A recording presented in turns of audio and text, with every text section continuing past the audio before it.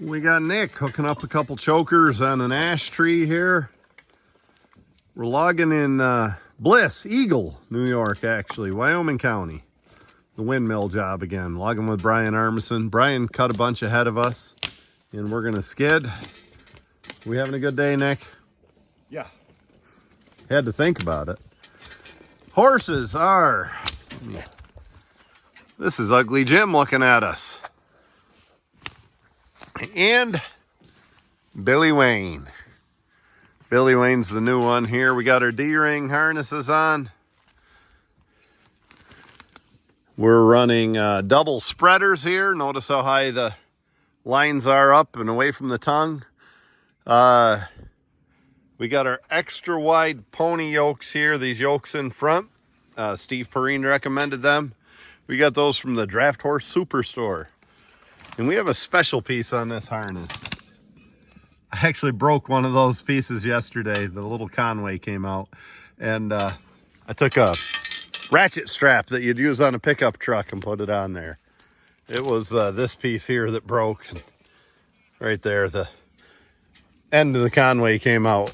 So anyway, we made it work. That'll get us through till we get to a harness shop or steal it off another harness. That's about it in this area. You can see we're gonna have to weave and wobble around here. Get out to the main road, then we got a bunch in a different section. Not a bad job, slightly uphill. It's June 11th and I'm wearing a vest and Nick's wearing a hoodie and it's fairly cool. Supposed to be sunny today and it's rainy and a lot of people have hay down. But, well, I guess we'll cut some logs and we'll show you as we're going.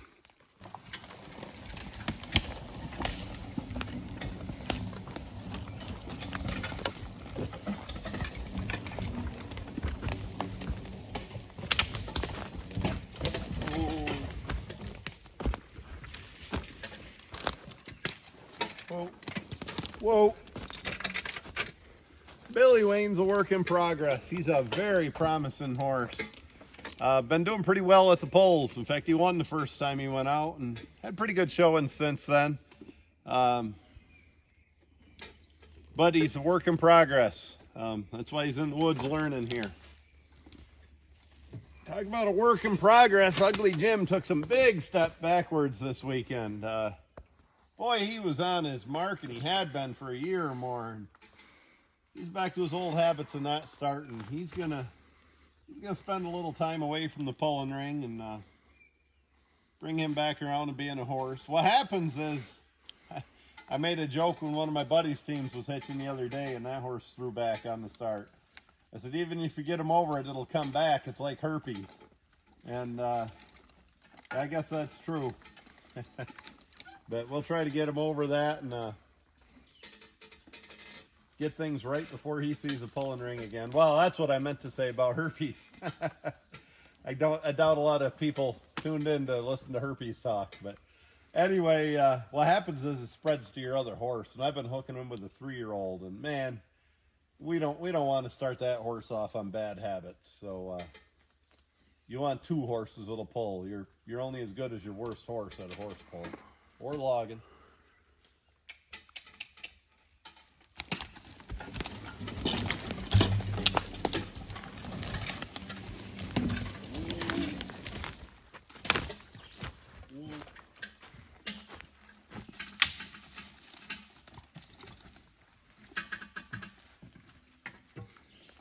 Back, but I try. Woo! Look up that. Follow with your camera.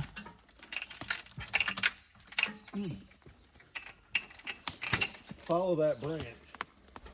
See why I've been careful right here. Back.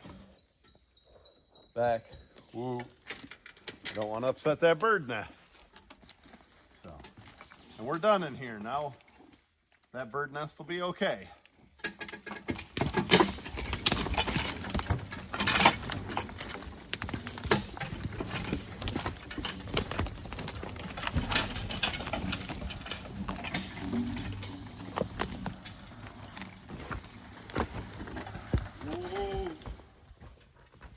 Stand on the end of her neck. Better eat another potato? No. All right. We're always looking for the right spot to lift these logs so it pulls easier and so it's easier to cut with the chainsaw, but we're not going to find the right spot. It'll be all right. It'll be all right. Well, I guess I'm going to head to landing, Nick. You want to film or ride or both? Sure.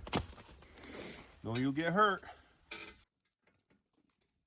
Well, we're logging with Billy Wayne and Ugly Jim. Billy Wayne's a 6-year-old, and Jim, I think, is 11 or 12. Billy Wayne is wearing a little bit of a wire bit, and Jim is wearing a smooth bit. Normally, Billy Wayne drives pretty good on just a smooth bit, and that's what I pulled him in. But the trouble is, he gets out ahead of Jim. There's a couple reasons. He's just not as relaxed. He's not used to working in the woods yet. And he's considerably taller than Jim, and he takes a longer stride. And Jim is a touch lazy. Not lazy at all. I've never called Jim lazy. Elvis is the lazy one. Jim is a touch just slow and chill when he's working. He could step up a half step faster. We need to split the gear on the transmission. They weigh, for as different type as they are, they weigh almost exactly the same. Both of these guys are right about anywhere between 1840 and 1860, depending on the day. So anyway, when I use that bit, it straightens them out. You want to hop back on and ride, and we'll film a little, Nick? Mm-hmm. So kind of pay attention as we're starting here.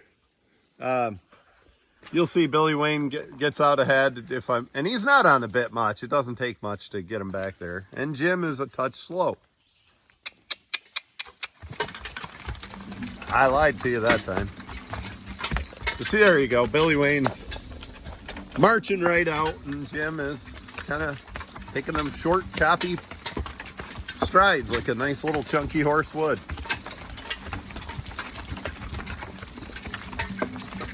We run them even on the eveners. They work pretty well like that. Yesterday we had Ugly Jim and Zodiac together. They're a pretty good team. I just want to make sure everybody's getting lots of work.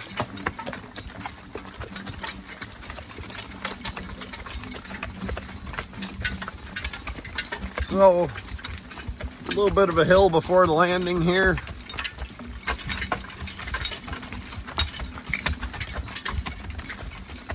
Pretty good driving team. Pay attention to those lines and how they go through the spreaders and the way they pull on the horse's mouth. I kind of like the angle they pull from. Excuse me, the angle from which they pull. Where'd I go to school? Giant windmill here. It's a still day and there's no wind, and I like that because, boy, the noise from those things drives me banana bread.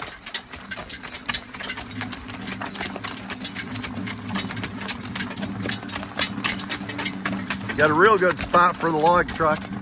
You know, when they put the windmill in, they put a great gravel driveway right in here. Hard to beat that.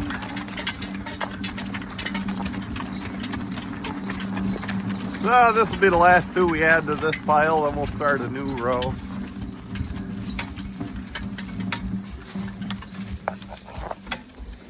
Whoa.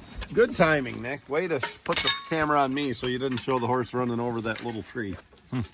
We're not going to cut this one, I guess. It's not marked, so we'll leave it.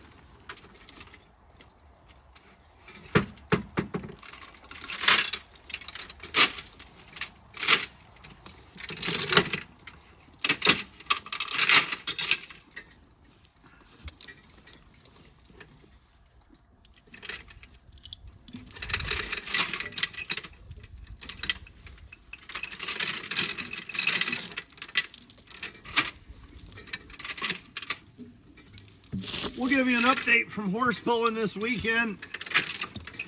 It did not go well for me. we didn't do all that well. Like I said, Ugly Jim showed his ugly side again.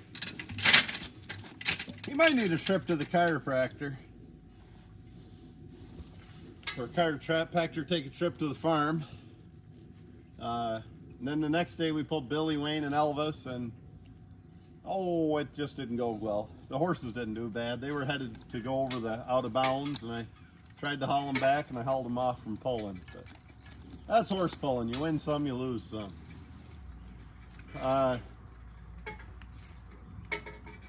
What else was I going to say about the pull? Oh, I was going to say the guy we're logging here with he had a good weekend. On Sunday, he split for first with my old horse, Rocket Man, and friend of ours, horse Tommy, in the heavy class. Donnie Middaw won both days with his new heavy team, so that was good. Well, I guess I'll drive around here and we'll get some more logs. That's how money's made, right, Nick? Yep. That and lots of subscribers to the YouTube channel. Better be a lot if we're going to make any money, huh? Yep.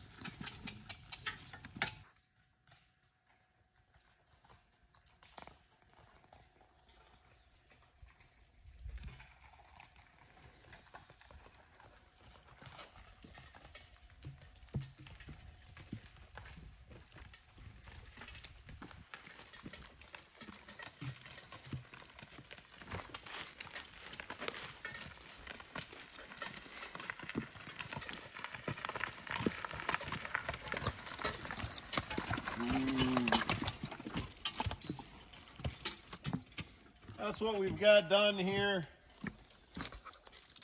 Total, that's about 3 days work. Not full days either. So the first 2 mornings we moved about half a truckload each day. And I think we're on target for a little better than that right now. Ooh. I like a horse that'll pee in the harness. And that's not just some lame joke of mine. I think they're more comfortable if they'll take a pee during the middle of the day and pee in the harness.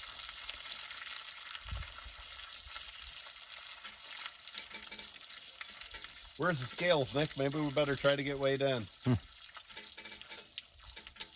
You know, I always look at the color of the pee, and I'm not some weirdo. The color of that pee tells you a lot about their health. You want that, you know, kind of a lemonade color or lighter. You do not want that dark. Could be your horse is tying up if it's dark, which is azotoria, Monday morning disease. You want them to look comfortable while they're peeing and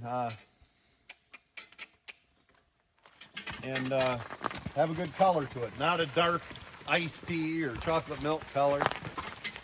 Hope the log truck doesn't get stuck there. Yeah.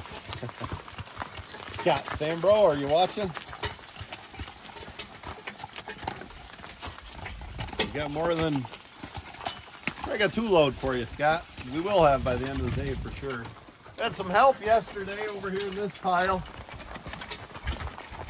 We kept it separate so it could get scaled separate so we could get paid by scale. That's Dougie Burwanger. I should have filmed yesterday, but I was feeling a little bit rotten yesterday, to be honest with you. Dougie Burwanger joined us for a day and skidded yesterday morning. Great guy. He announces a lot of polls. He's from East Arcade, Java now, I guess, and he's pretty important in Wyoming County politics. Chairman of the Republican. Pretty important to horse pulling. Pretty important to all of his friends, too. We love you, Doug. Hop on, Nick.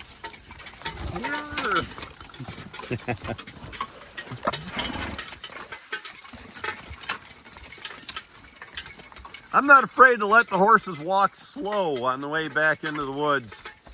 Get plenty of rest that way. It seems like that's one less rest that I have to make on the way out of the woods if they're walking nice and slow. I mean, I can't have it ridiculous. In fact, Jim likes to get a little too slow at times. And when he does, He gets a little smack on the hiney. Oh my God, that's what happens to me, Brandt. This is Smaxador when I was in school.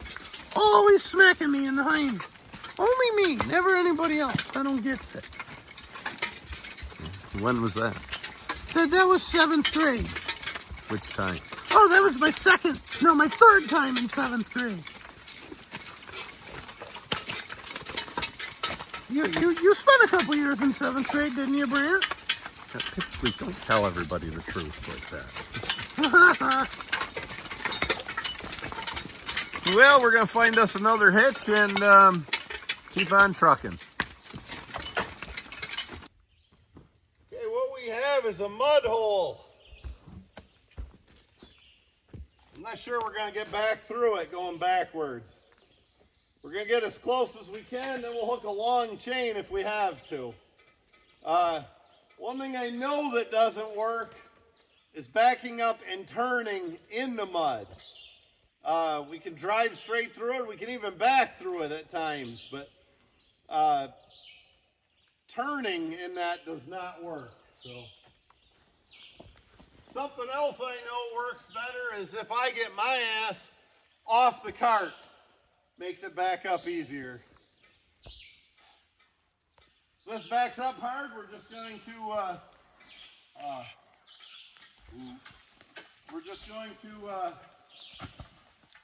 run a long chain and hope the horses stand in the mud. Back. We'll probably quit filming abruptly if we have to. So back.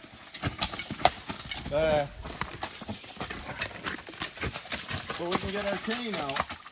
So we can get done and get the horses out of the mud. Back.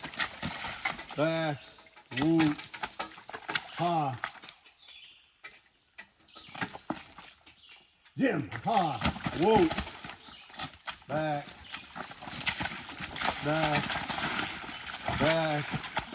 Ah, you can do it. Back. Woo. This is where you lose shoes. Make a mess of everything here. If we could go 5 feet, we'd have it. Back, Jim, back. Woo. You get on this side where I'm pulling on Jim more than Billy Wayne. Back. Woo. So now that horse balks going forward and backward. Too bad there ain't a meat market for horses. We'll probably edit that out. He can back up, but shit. Wish there was a way around this. Whoa, we only have one chain.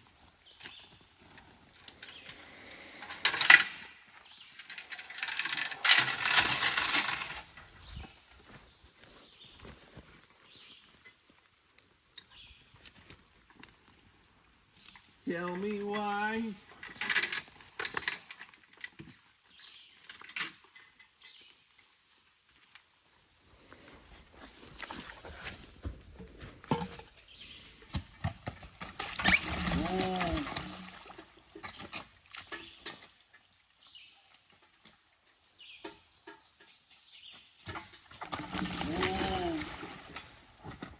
Back. Whoa.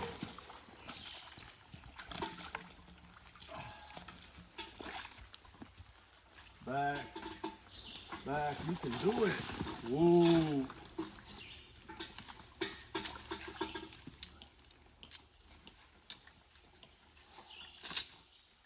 Peavy, Nick. Thank you, sir. Mm-hmm.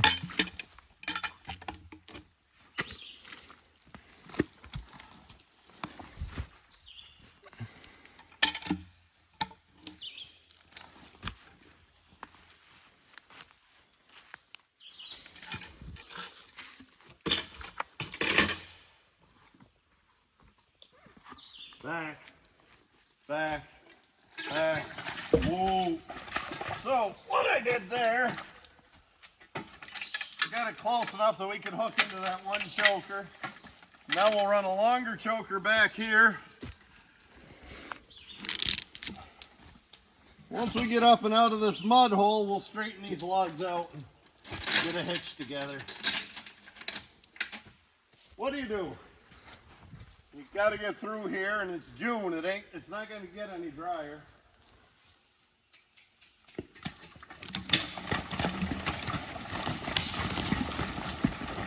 Whoa. Back. Ooh.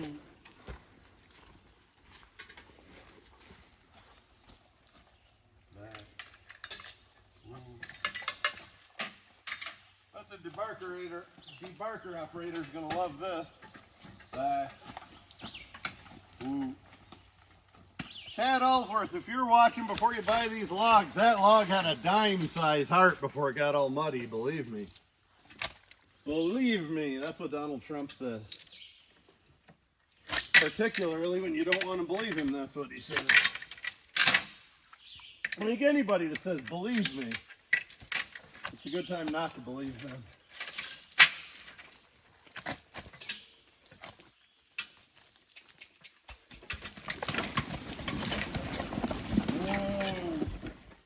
Back, back, back, back, whoa.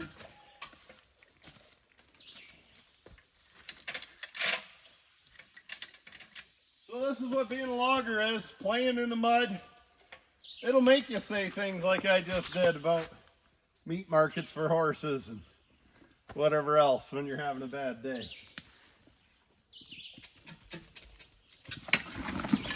Whoa. By the way, back,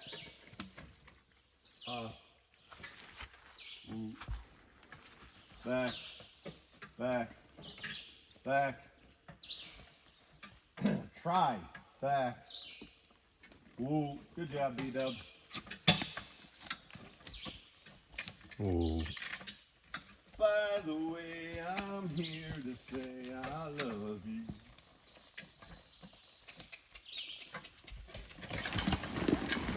Whoa. Back. Whoa. Whoa. Ha. Let's just get out of here. Just get up here out of the mud and then we'll try some.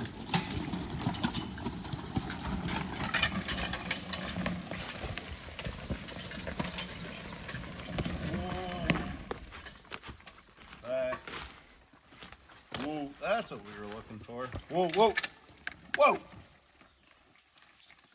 Well, as long as the horses are calm, we'll do the old lift the hitch, tighten the chokers, and then re-hitch it. It's a good place to break your arm if you don't trust your horses. If you're in there pushing on that and they take off, that could be bad news bears. Well, Nick, you want to film us going across that next mud hole, and then we'll get to higher ground. That's another Chili Peppers song.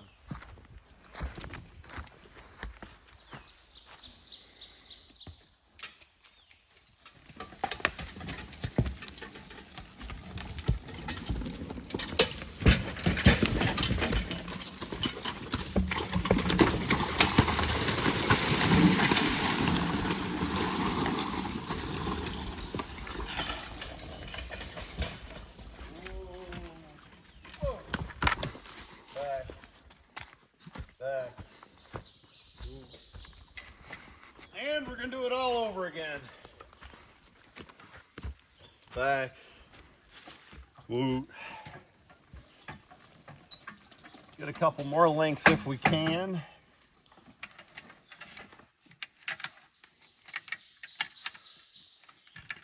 The answer is yes, it does make that much of a difference. Just less impact on the ground. Well, you want to film us coming out of there, and I guess you don't have to go to Landon if you don't want, Nick. Okay. See ya. Wouldn't want to be ya. I thought you were supposed to say smell ya. Shouldn't have to tell you. Oh, yeah.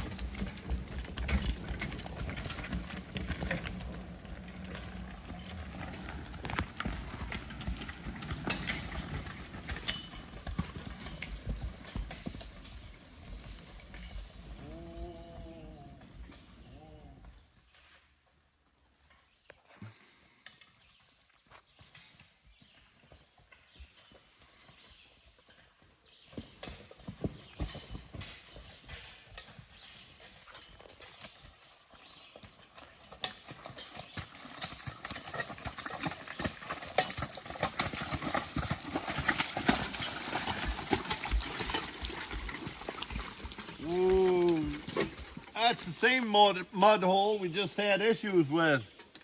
Going straight through is not an issue. Going backwards is an issue. Turning is a real issue in a mud hole. You know what we should have had there would have made life easier? How about a 518 Caterpillar? Yeah. Just run the winch out. No, a pair of oxen. Seriously, I could take a pair of oxen, drive them right through that, right up to this log that was right about here, turn them, hitch, and get out of there. And they'd act like they were on solid ground. I've always said that's where I've found the advantage with oxen. The more adverse the situation, the steeper the ground, the colder the weather, the deeper the snow, the more mud there is. You know, in the old days, the less food available because of their rooming, you know. Well, we got a few decisions over here, huh?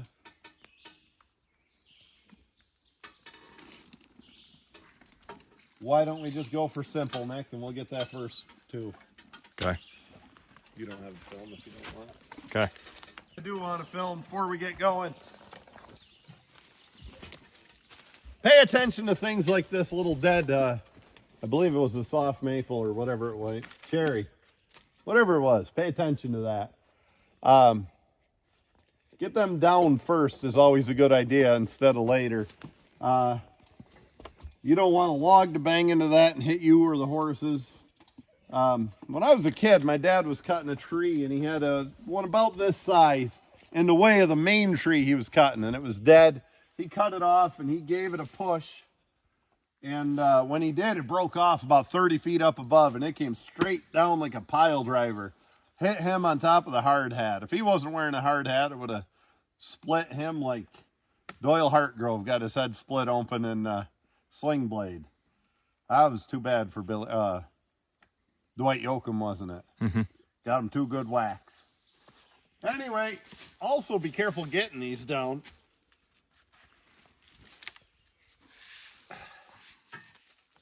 You could have a runaway.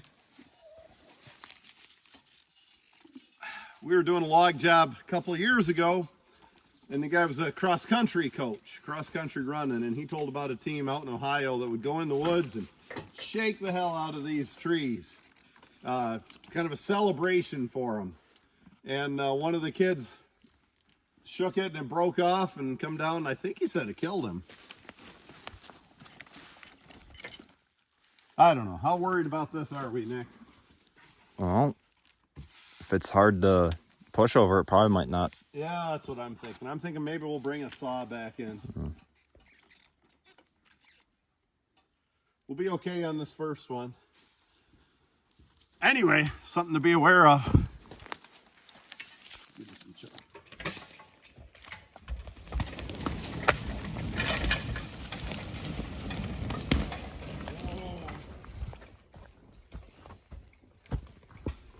Like to get them lifted good if I could get the right spot. Unfortunately, the right spot's going to be a mud hole. But we'll find somewhere.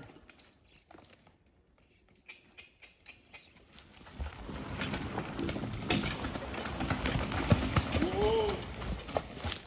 Back. Whoa, whoa.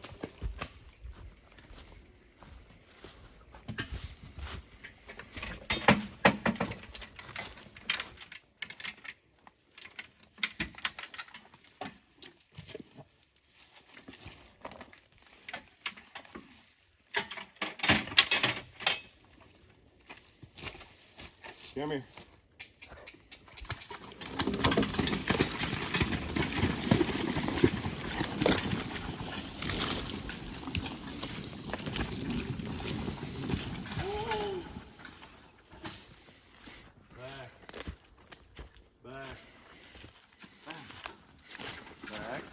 Back a little bit. Back. Whoa. Whoa. Tell me why.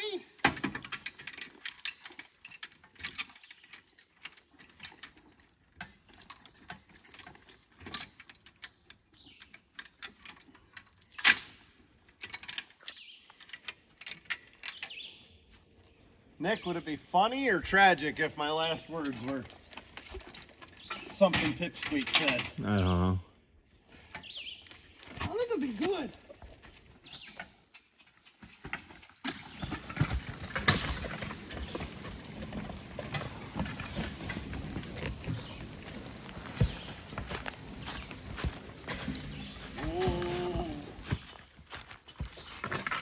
Well, for people who don't know, Pipsqueak's an alter ego. Alter ego? What the hell are you talking about? Kind of like Tyler Durden in Fight Club. I don't make soap. Relax, Pipsqueak. No, I'm just saying. You think I'm a pigment of your imagination? No, I just stop. Yeah, you drive horses. I'll take care of stuff.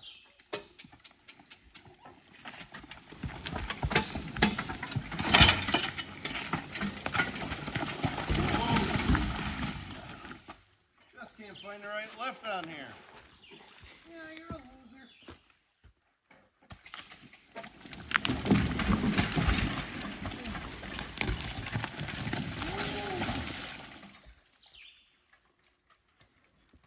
Loser, hello.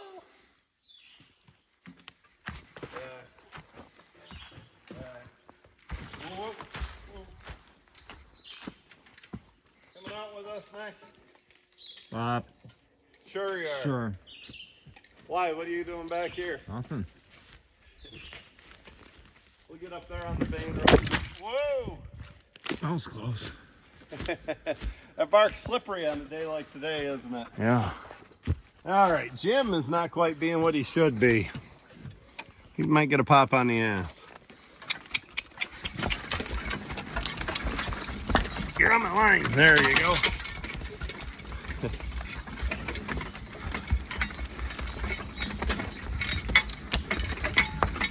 All right, dangerous spot. You might jump off. Whoa. Show this spot. This is kind of stuff that tips carts right here. We're cornered up against that beech tree and this ironwood tree. We're going to try to make as wide a swing as possible over here on Billy Wayne's slide and get out through here. We should be able to do it without issue.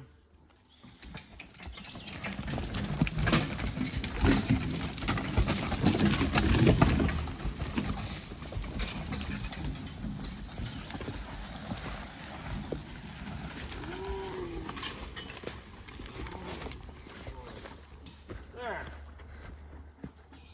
That's how it's supposed to work.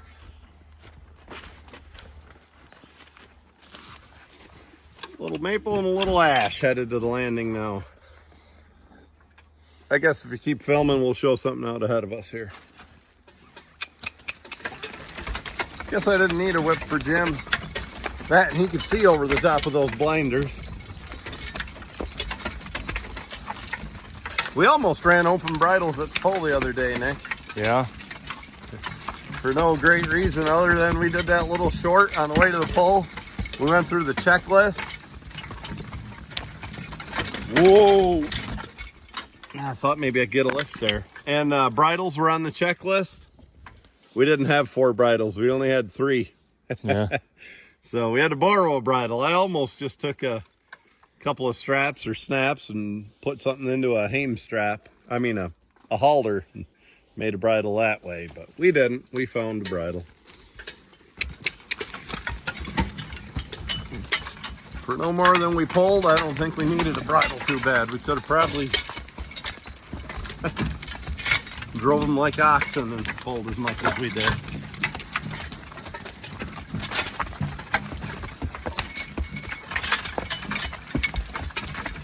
Some's gotta win, some's gotta lose. Good time, Charlie. Got blues. Brent, leave the singing up to me. Ooh. You get a decent hitch, and this is a decent hitch. You're going to rest on the way to the landing. This is slightly uphill all the way to the landing. Not much, but a little bit uphill. We're going to put in a day's work, not a couple hours work, so we want to keep them fresh. Ooh. I guess, Nick, it's just kind of more of the same, isn't it? We'll turn that on again when we find something interesting. This ash, we can get 3 8-footers out of the ash. This one wasn't measured in the wood, so we'll do it now.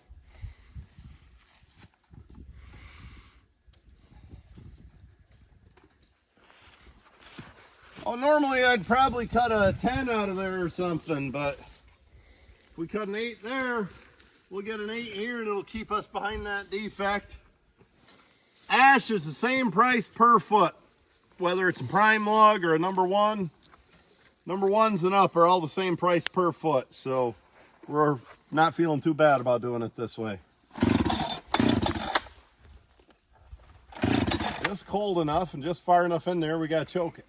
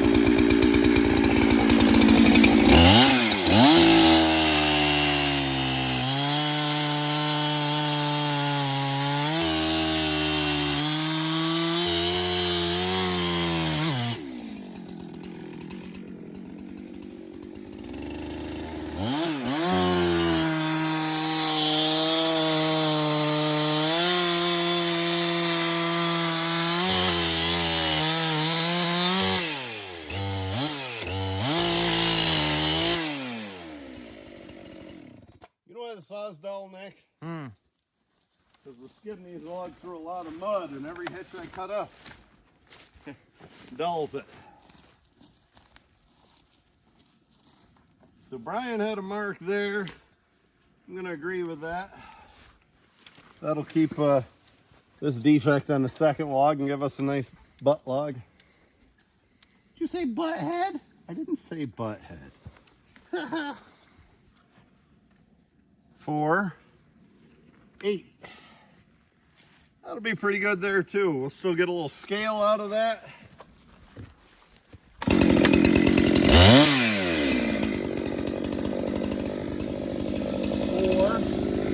8.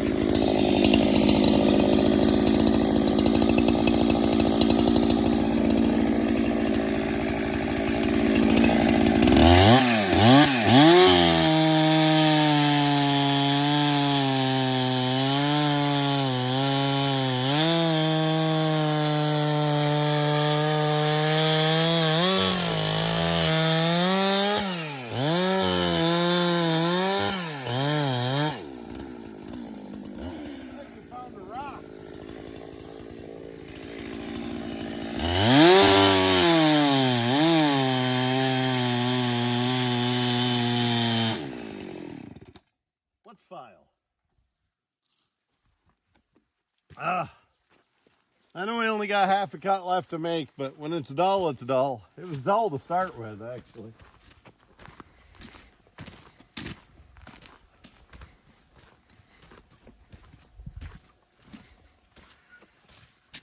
Chainsaw file.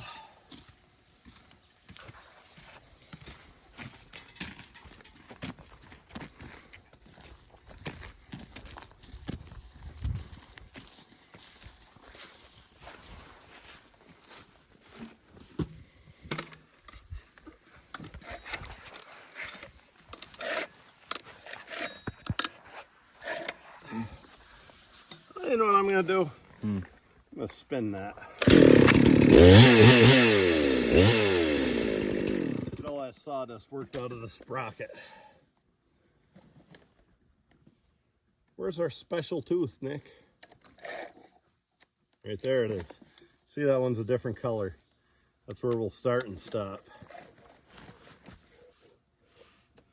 Well, since I'm tall, I'll sit on the taller log.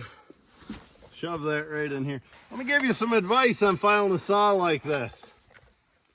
It's not for everybody. And you know who it's really not for, Nick?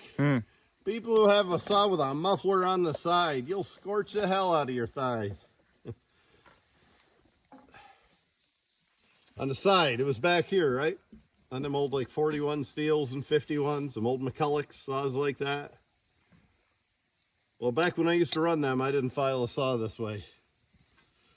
You know how I filed a saw back then? Dad, I dulled the saw. Damn it, Brandt, you got to learn how to file a saw.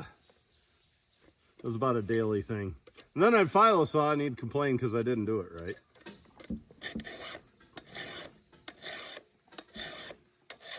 That's what we call bonding.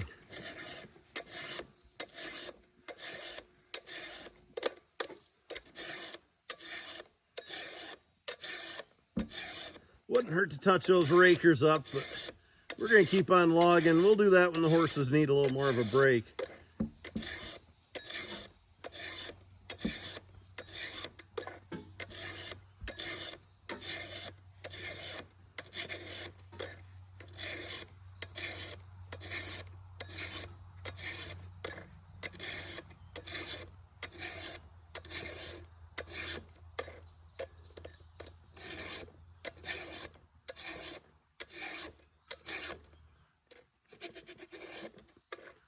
The steel doesn't feel consistent on these new Oregon chains.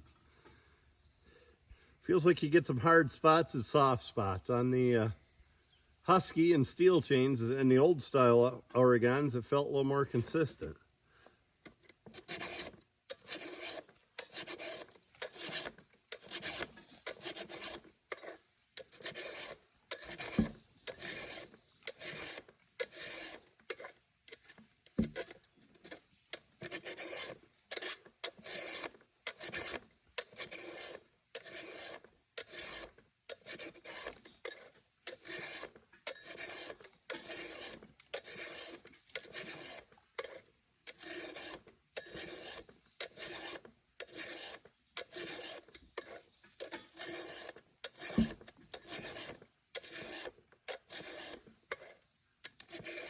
Easy peasy. 30 degrees across and slightly uphill. I've heard 10 degrees uphill. That's how we file consistently. Come on over the other side, Nick.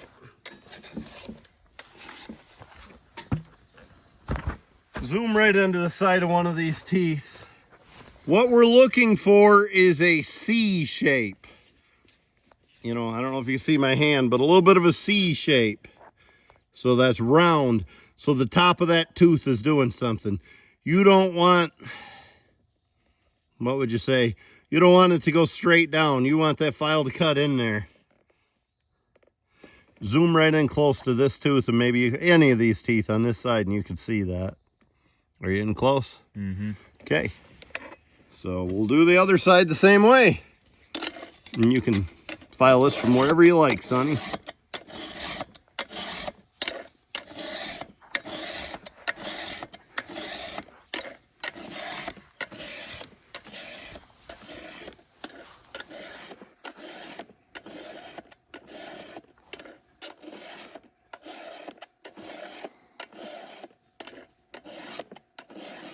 Just tell a few jokes while we're doing this, Nick. I can't think of any. A guy walks into a bar. Okay. The other guy ducked.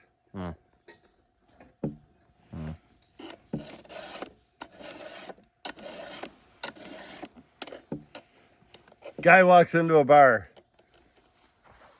He gets his gun out. He says, I have a Colt competition, stainless steel, 1911, 45 automatic. 9 rounds in the clip, 1 in the chamber. He says, somebody's been messing around with my wife, and I got a bullet for the guy that did it. Guy in the back of the bar puts his beer down. He says, hey, you better get a few more clips for that gun if you're going to take care of that.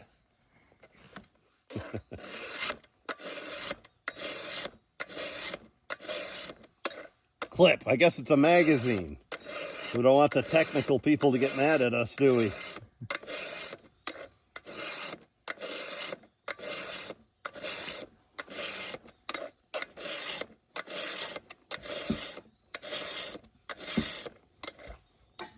Nick, you're a gun nut. What gun did have a clip? Your favorite? Oh, the Garand, yeah. The M1 Garand, automatic 30-06. Killed on one end, crippled on the other, right? Yep.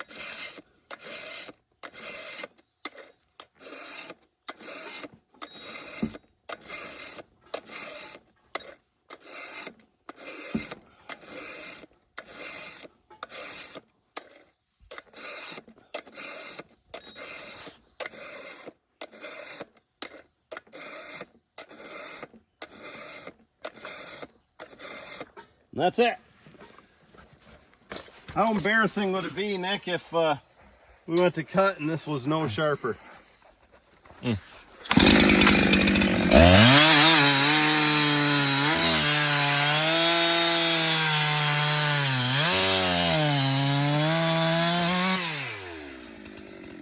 Oh, we could use a touch on the rakers, but I can live with that. Maybe we'll, like I said, we'll touch them rakers up when the horses are need a little bit more of a break. So, as I show you folks, here's what we do. Pull these horses ahead a little.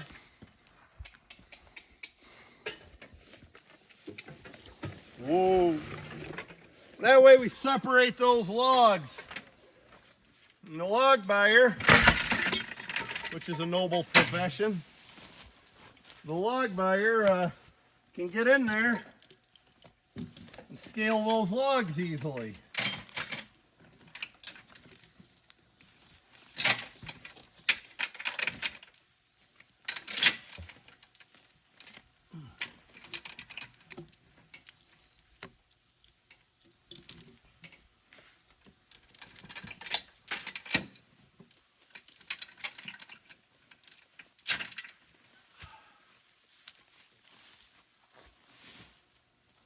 Gee.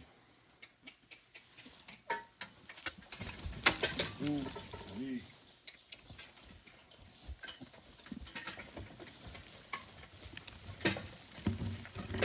Whoa. Now, each of these tree lengths had 3 logs. What I'm getting at, the only reason we didn't move that top log, move the team ahead after we cut the first 2 logs off, is we'll roll those top logs a little farther inside here, and there'll be lots of room for the scaler to scale anyway.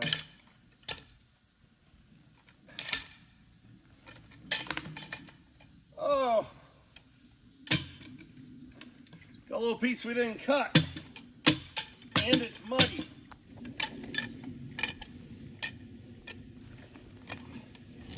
Maybe it'll break. Break down, honey, go ahead and give it to me. Break down, take me to the night. Break down! We're not doing a duet.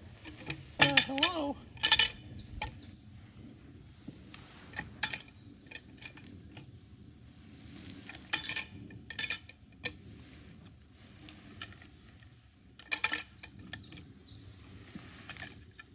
Nick, we've only got one comment about Pipsqueak in all of our videos. Oh, yeah? Pipsqueak said, go ahead and get yourself killed, whatevs. And the comment was, get yourself killed, whatevs. Pipsqueak, best line of the year, he said. Huh. Nobody else, everybody else just ignores it. Like, Brandt's just like, Crazy. got issues, delusions. He's got the visible friend. We're gonna leave that log right there so so the buyer can scale a little easier.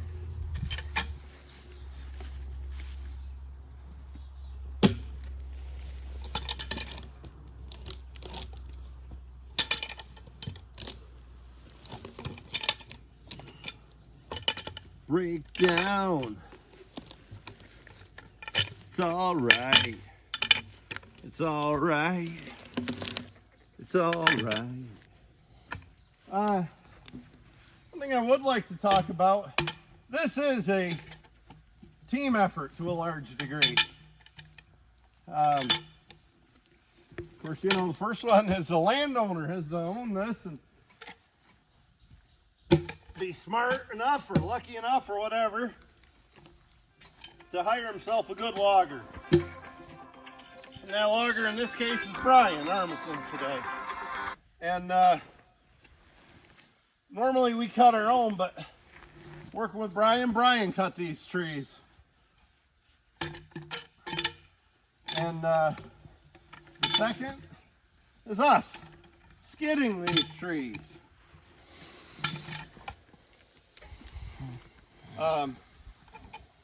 That's our job, to extract the trees from the forest. We want to skid them out. That's what we do. The next job after us is the log buyer, which has been one of my occupations for many years, as being a log buyer. And the reason I'm not the log buyer on this is I only buy white oak for whiskey barrels and wine barrels. Tell them the truth, Brandt. You only buy white oak because you can't get along with nobody, and then you left your other good jobs. That might be true, Pipsqueak. Well, anyway, log buyer comes along, gives us his price, scales and grades these logs. That's one reason we pull these hitches ahead, so the log buyer can scale and grade a little easier. The step after him is the log truck driver. And to that end, that's why I'm taking so much care to move these around carefully. So the log truck driver can back up in one spot and get as many logs as he can. Hopefully he'll only have to move maybe twice to get a full truckload here. Not our neatest layout, but it's not bad either. I always say you want to be thinking about the person after you. When you're cutting trees, like Brian did for us, you want to think about us and how the next guy's going to skid is going to get in there. If you're buying the trees standing, you want to think about how somebody's going to cut them. You know, if you're skidding, you want to think about the log truck driver. I always relate it to, most of us have done enough farm work for this to be relatable. Putting hay on a hay elevator. You know, how cool is it if you put bales touching each other, 8 of them on the elevator all at once, and they go up in the mow and the guys in the mow can't keep up? You know, what's that prove? You know, proves you can put a lot of bales on the elevator, but in the big picture of things, it doesn't help much. I got a Danzer shirt on. Nobody sees me without my black or gray t-shirts, Nick. Yeah.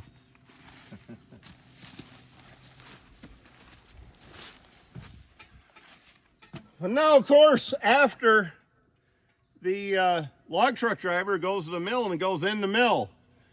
So you got a debarker operator. You better have, with these logs we're hauling through the mud.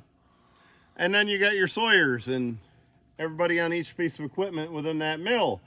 And we want the logs cut well for them. For instance, speaking of such things,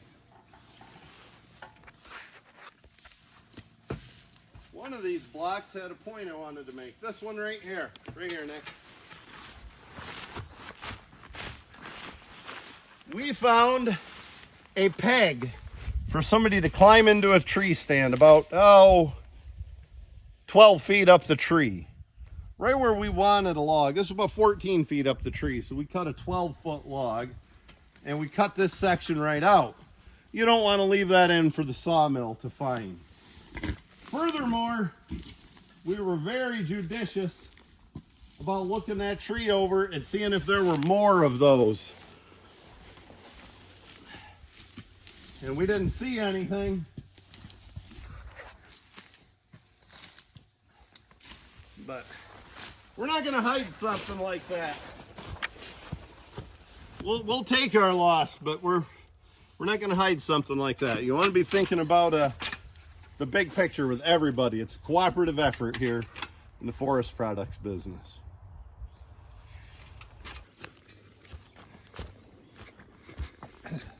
My buddy Brian Armison's cutting this job, and he's doing a fine job at it. Little differences in the way we work. My cart is different than Brian's, and we approach things a little different. And for the way we're gonna do it, we're gonna cut this little tree. Now, if you look on this side, it's not very good tree right here, and it's got this. You know, it's just a cull tree, so we're not afraid to cut that. We're gonna cut this tree, and then we're gonna back the team right in here, right up over the stump and hitch on. Brian has a solid axle, and he approaches things differently with his cart. That should work real well for us. We should get this really lifted and give the horses a break, an easier skid. The only thing that might trip us up, it might back up a little hard in that mud. And the blood and the beer, huh, Nick? Mm-hmm. I was with an Amish guy the other day, and I said, we were logging, and I said, the mud and the blood and the beer. And he said, I know that song. Yeah, a boy named Sue.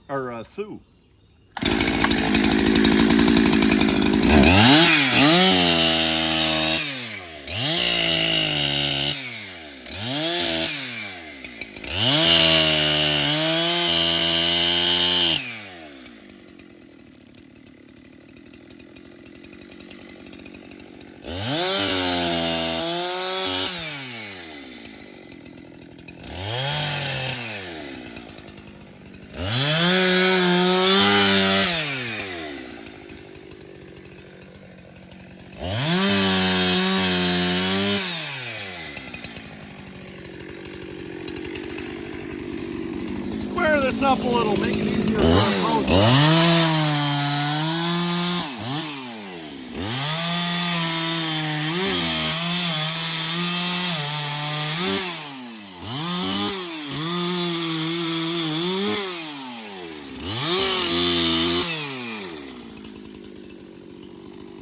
I gotta cut them little beaks behind you, Nick.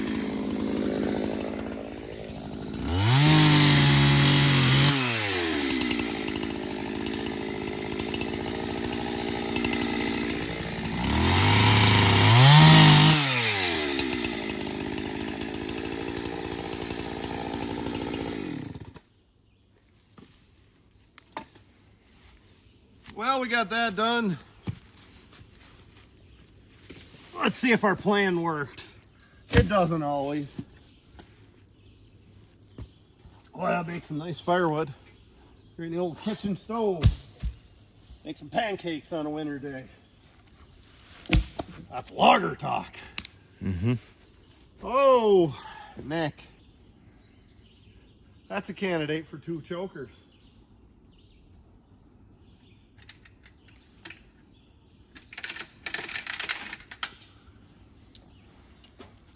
So I'll explain as I'm going here.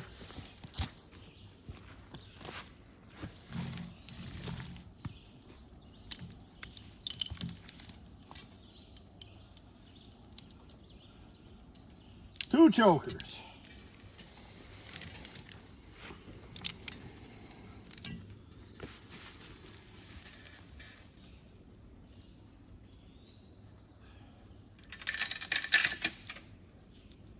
One on each side.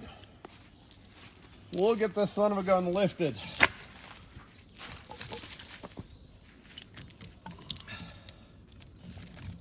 Now, if this works, notice how doubtful I am because, you know, logging doesn't always work like it should. If this works, with 2 chokers, we're pulling from 9 o'clock and 3 o'clock and lifting this log well even higher, making it pull easier. 1 choker, you're right up here at 12 o'clock and the log hangs lower. I guess that's for people my age who know how to read a clock, right? Well, we'll get turned around, see if we can make this happen. My goal is to kind of push the horses about here and the cart will slide this way. I'm a little skeptical of that mud, but we'll see.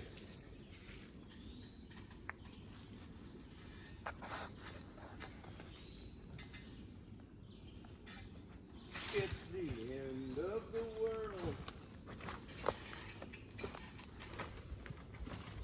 Oh.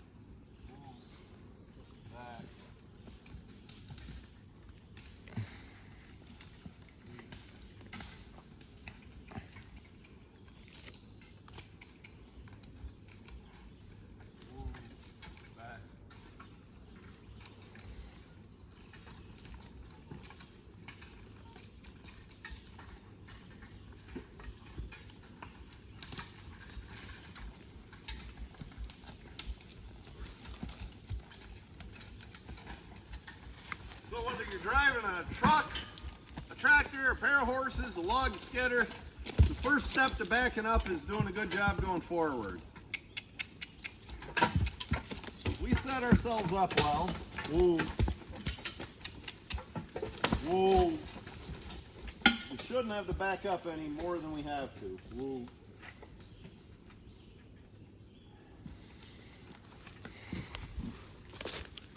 Back. Woo. Nick, if this goes wrong, do you think we'll be brave enough to release it without editing it out? I don't know. Back. Back.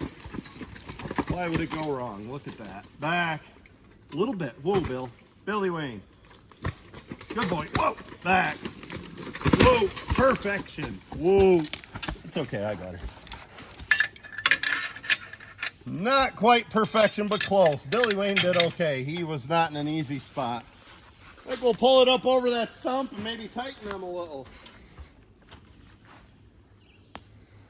Billy, what's your name? Hey. Whoa, whoa, whoa. 10-4, good buddy.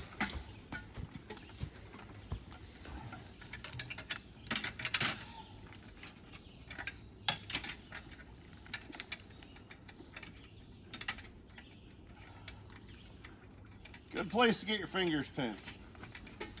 Whoa.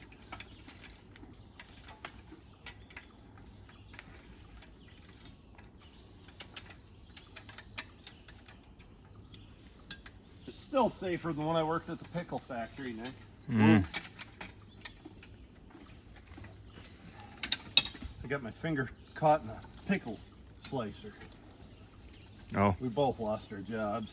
Her and me both. It was hard times. They had a hard time finding a new pickle slicer. Whoa, whoa, not what I wanted. I heard that break loose and I knew my hitch didn't stay hitched there. Boy, I'd really like to lift that.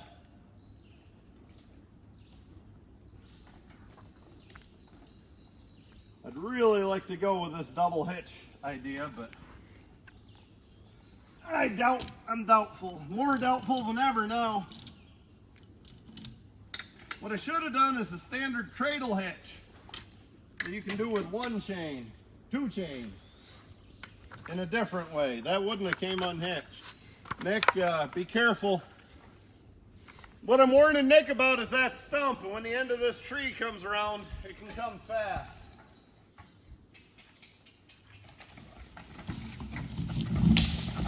Whoa. Whoa. Back. Whoa. Now, get here. Get here. Whoa. Well, by God, sometimes you get lucky. Sometimes you get lucky. We are going to make this work. And at this point, it's just the principle of it. Because it's not that big a deal if I do it the standard way. Easy. G. Woo. Ha. Whoa, whoop. Back. Woo. Like driving on ice, the whole thing slides. Whoa. Ha. Whoa. Whoa. Why can't I get that? Is there something making that slide? I don't see anything making it slide. Whoa. Ha. Get it, Bill. Whoa. Bill's just not used to how we operate. Back. What in the world is making that cart slide? Mm.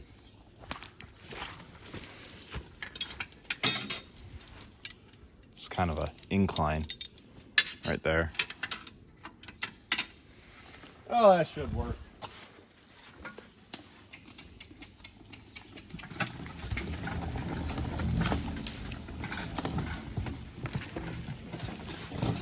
Whoa.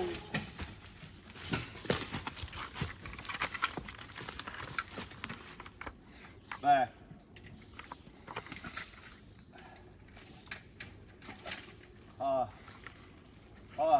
Woo.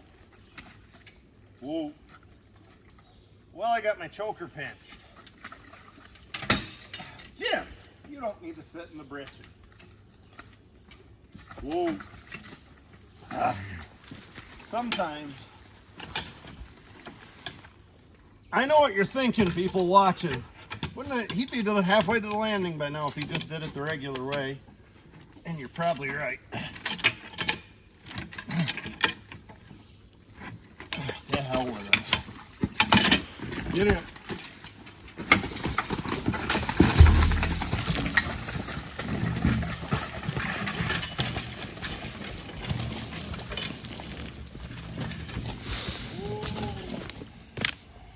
There's your cradle hitch.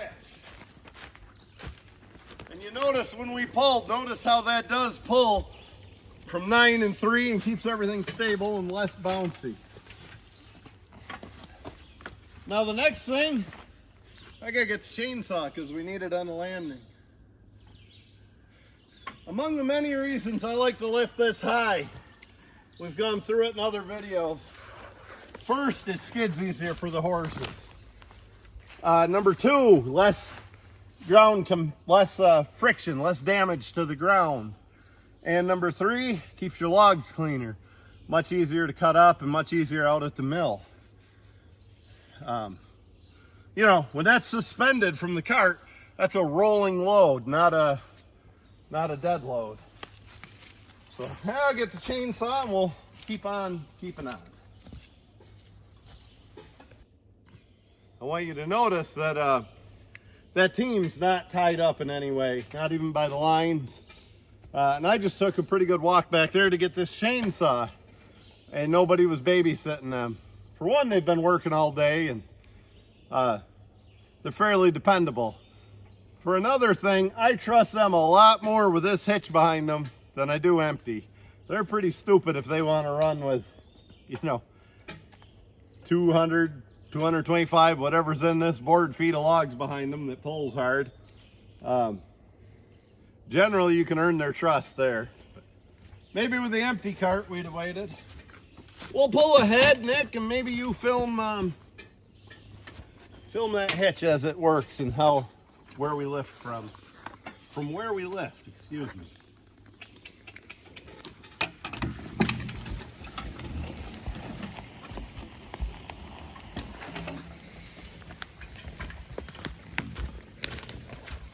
And we are going to go across the mud hole, no way around it. Hopefully we'll keep the log somewhat clean.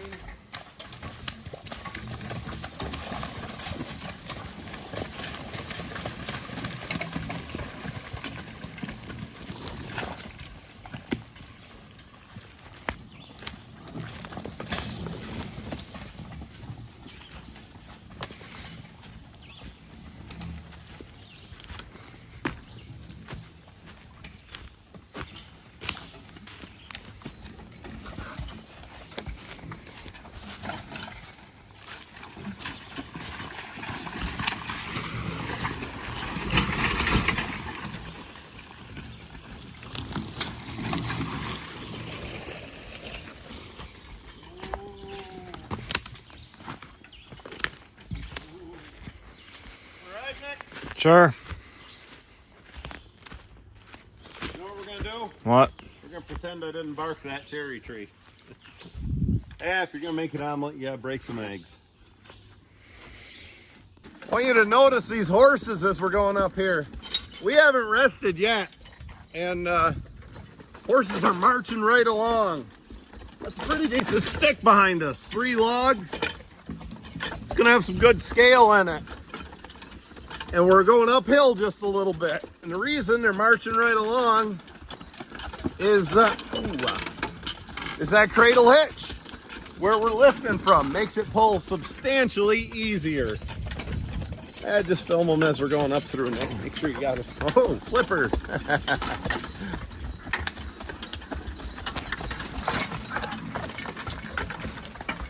How about you, Nick? How's it for you? Going good.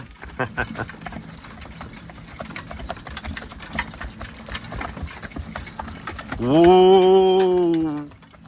Hoot. Whoa. I'm not sure they needed a rest, but they're going to get one. Well, that's probably enough for a bit. All right.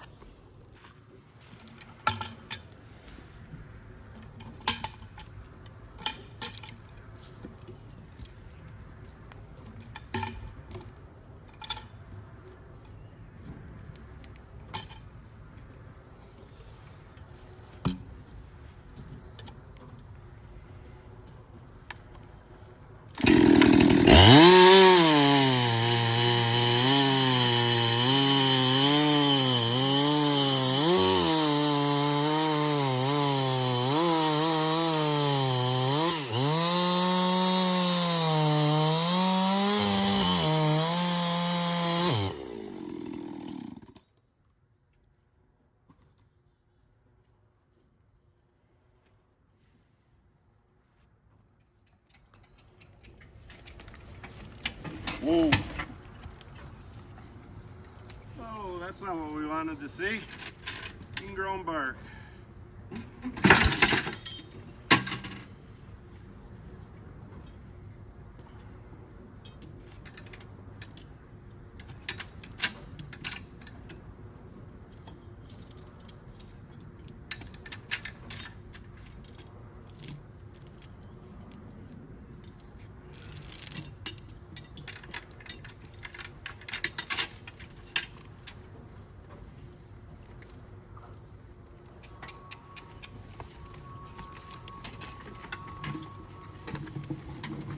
Whoa.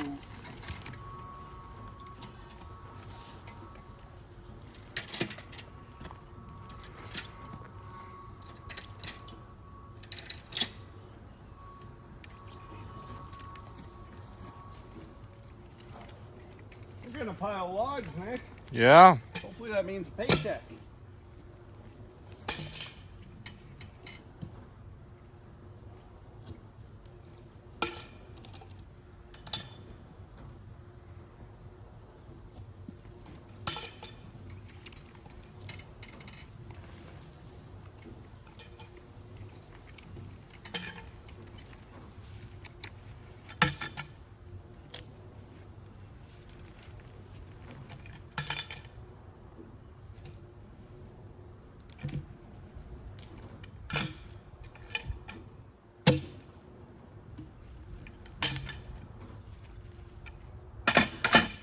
See what kind of footsies we were hauling.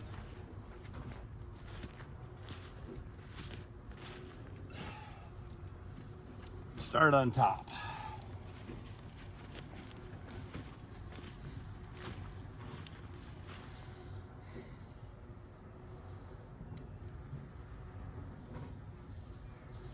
$62.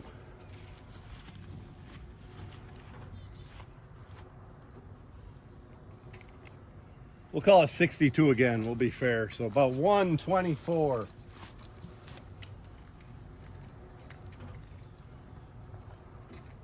That ain't that much. Guess we'd go with 90, about 210 feet. Not that much. Oh well. That's what the tree had in it, and it needed to come out. For sure it needed to come out. Look at this ingrown bark. Tells you that tree's past its prime and the value's gonna start going downhill. Or hitches.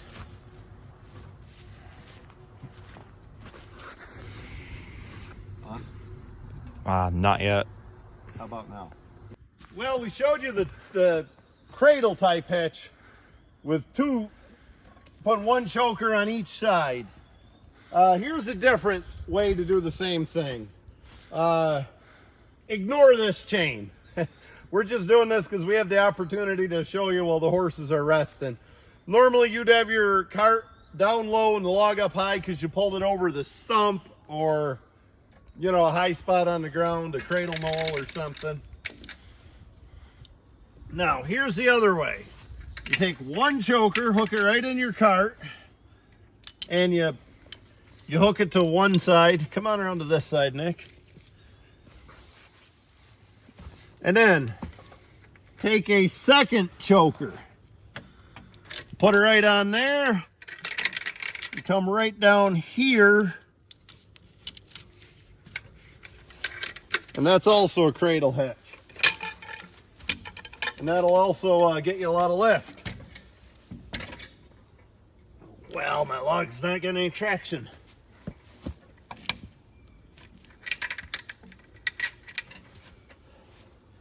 If I was man enough, I could have lifted that more. That's your second way to do a cradle hitch. You're also pulling from a lower spot on the log, lifting it higher that way as well.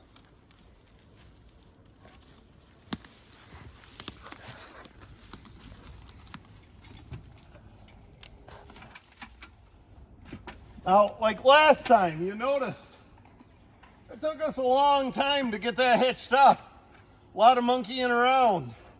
But once we got that hitched, we had a pretty good sized tree behind us, and we just kept on trucking all the way to the landing. We didn't need much rest at all.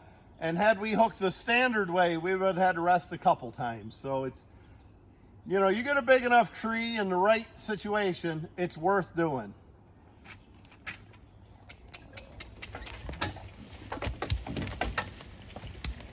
Nick, I'll see you in a minute.